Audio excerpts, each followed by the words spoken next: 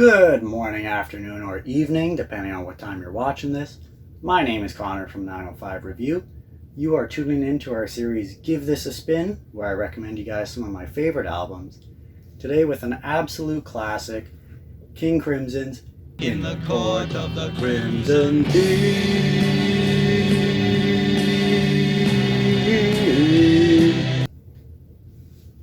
For this release, we go back to 1969. Where the remains of a failed psychedelic pop group by the name of Giles, Giles and Fripp would regather and form King Crimson. Dropping the more pop elements they previously employed, they became more jazz oriented, making use of elements such as uncommon time signatures and free improvisation. So those featured, coupled with the band's prowess on both rock and orchestral instruments, gave them this huge sound that was unlike much else that was out at the time. And with that being said, we jump into the opening track, 21st Century Schizoid Man. After a half minute of ambient analog sounds, you're hit with this absolute barrage of guitar, drums, and horns from out of nowhere.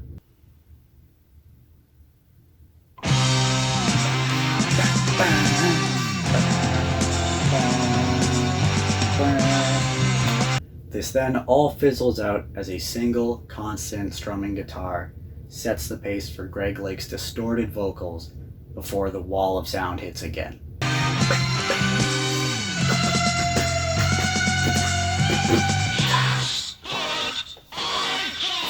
Every time. After two verses, we segue into this frantic instrumental portion of the song dubbed Mirrors, and it is very reminiscent of freeform jazz, only it's mixed with King Crimson's rock influence, and it comes off to great effect.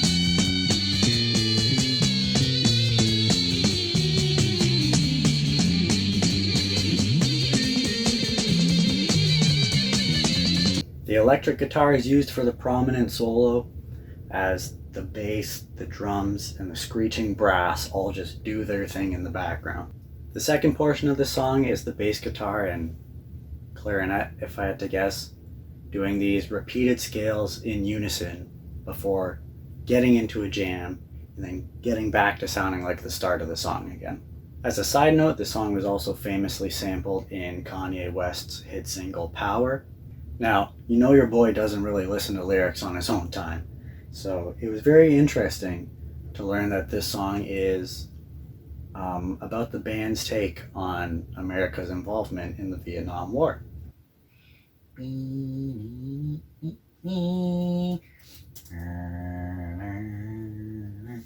Following this is the much calmer I Talk to the Wind, as we are soothed by the opening flute in the song.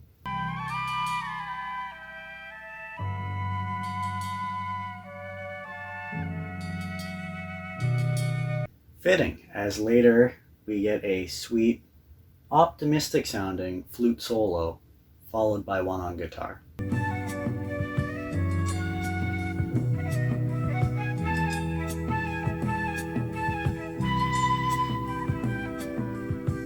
Later, the song feels as if it's done, before the drums bring us back in, leading to an instrumental outro.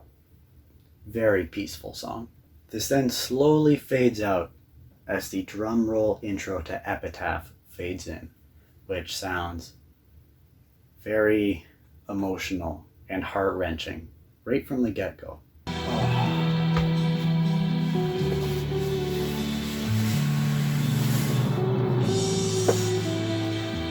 How was that, A+ acting or what? You stamp that acting with an A+. Everything dies down and we're left with conversation volume words from Lake, accompanied only by a bass line and a beat.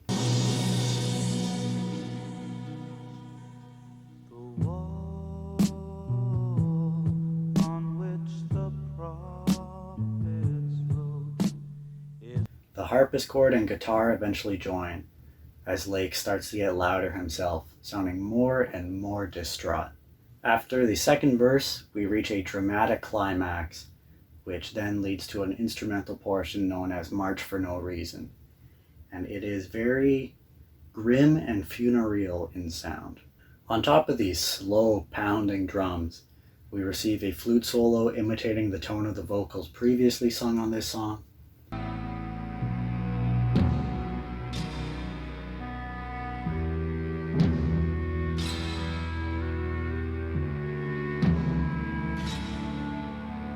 It then gets back into the start of the epitaph, reaches its emotional peak, leading to an instrumental jam as the song eventually fades out. We can only assume this portion of the song is what's dubbed Tomorrow and Tomorrow, as the track listing says that some songs include sections but doesn't state which are which.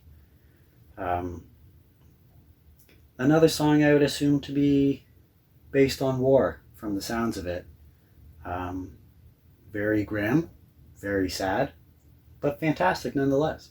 Flipping the record over, we start the second side with the longest song on the album, Moonchild. Dancing in the shallows of a river. A descending riff to open the track sets a somewhat sad and uneasy mood to it. There's some guitar wailing in the back, and honestly, I quite like the sound of the drums on this. It sounds very minimal, like there's no reverberation to it at all, which surprises me because I generally tend to enjoy the much bigger, not necessarily louder, but more encompassing drum sounds. It's a nice soothing intro, but the portion of the song dubbed The Dream caps off at 2.5 minutes. That's all there is to this song. There's a bit of relaxing mellotron after, but the next 10 minutes of this is just minimal free improv.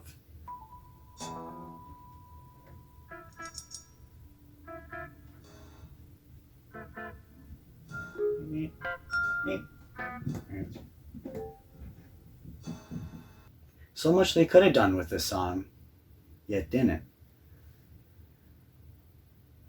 It's really no surprise they didn't play this in nearly 50 years after the album came out. Once you finally make it through that minimalist dabble section, you're carried back into the world this album first created for you, with the blaring organs that come on in the Court of the Crimson King.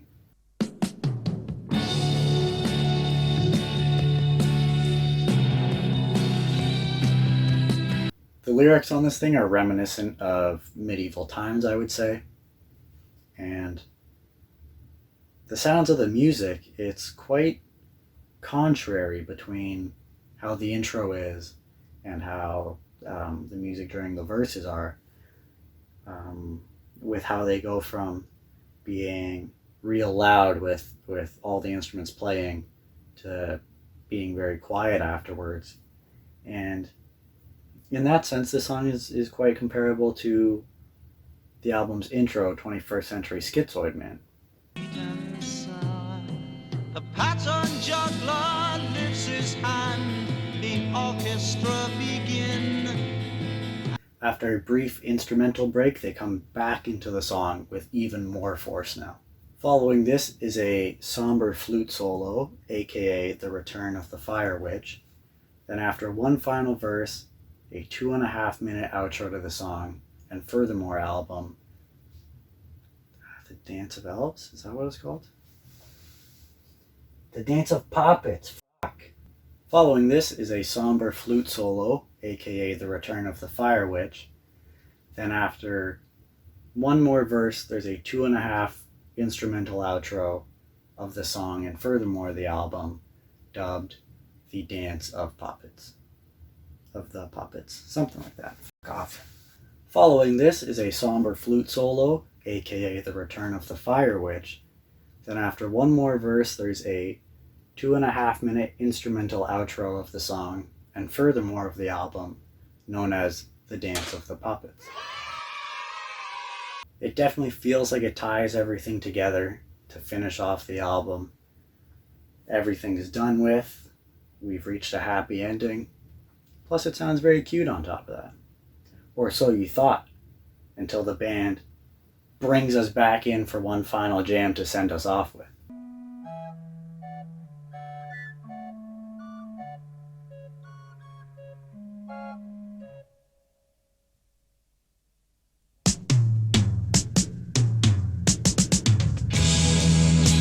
In the Court of the Crimson King has been released many times throughout the years on all major formats. Plus, it's considered one of the most notable albums in history, so it should not be too hard to get your hands on. With the original recording of the album in 1969, a flaw with some of the equipment they were using led to the album cutting out some of the higher frequencies that were supposed to be there, as well as gaining some unwanted distortion. So to try and do their best to salvage it, they made a copy of this recording that they went along and edited, like I said, to try and fix it as best they could. And then the original flawed recording was stored away and then forgotten about and kind of went missing. Much later in time, this original recording was finally found again and put on CD, sold in Europe in 2004 and in the United States in 2005. In 2009, to commemorate the album's 40th anniversary, a few different sets were made. One was a double CD set that contained alternate mixes as well as some demos of the songs on the album. One was a CD and DVD package that contained more of the same kind of stuff. And the other was a 6-disc set, 5 CDs and 1 DVD that contained even more of the same stuff, plus some live material on top of that. In 2010, the found original recording of the album was finally put on vinyl, and a whopping 200-gram vinyl at that, and the same was done again in 2018, which just so happens to be the version that a certain music reviewer's very cool girlfriend got him. In 2015, the album was pressed on a picture disc vinyl, and then in 2019, for its 50th anniversary, we had many more editions. One of them was a Dutch release of the album that had a very cool holographic sleeve to it, and it seems like it's official. However, for whatever reason, it is banned from being sold on the Discogs marketplace. There's also a triple CD plus Blu-ray DVD box set of some brand spanking new 2019 mixes of the album, plus a bunch of the older mixes. You could also buy all the content from this digitally, however, just what's on the CDs and not what's on the DVD. There was also a Japanese release of a double record of this, one with the new 2019 mix and one with the original mix. And then there was also a release of this on a blue vinyl. This album was a smashing success upon its release in 1969 and was absolutely pivotal to the recently founded progressive rock genre. This album was so successful right off the bat that the band's first live gig was opening for the Rolling Stones. This instant success in touring took a heavy toll on the band, as multi-instrumentalist and main composer Ian MacDonald, drummer Michael Giles, and singer/bassist Greg Lake all ended up leaving the band due to differing opinions on where to take the group's music. This left only guitarist Robert Fripp, who had started to become the vocal face of the band, and Peter Sinfield, who at the time didn't even play instruments for the band, he just wrote their lyrics. To think an album like this would reach number 5 on the UK albums chart and number 28 on the US Billboard, it's almost unfathomable to me, especially when you compare it to all the albums that have reached those kind of heights in my lifetime. On top of this, In the Court of the Crimson King has been included on many all-time greatest albums lists. This album was highly influential, coming out long before classics from the same genre from the likes of groups like Yes, Rush, or Pink Floyd. Incorporating jazz elements when rock was mostly based off of blues, and then pushing that to its limits, it was absolutely brilliant of them. This album's a great listen even by today's standards. Imagine what it would have been like tossing it on 52 years ago when there was so little like it out at the time. But alas, I can't really go back in time and do that. I can't unhear all the great stuff that came out afterwards that I already have. With that being said, I'm going to rate King Crimson's debut album with a B+ grading. It certainly was a trailblazer. It features some quality musicianship, but the general public hold it in much higher regard than I do. The track I Talk to the Wind is very peaceful, but it's almost too soft for me. While there are some things I can overlook on albums I really love, a quarter of this sounding no different than my friends and I all picking up instruments we aren't trained on and just dabbling around, I can't really stand by that. And I'm looking at you, Moonchild.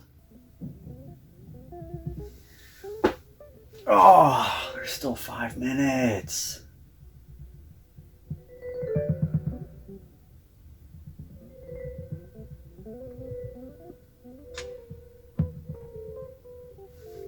While there are some great tracks on here, hitting 3 out of 5 isn't that great.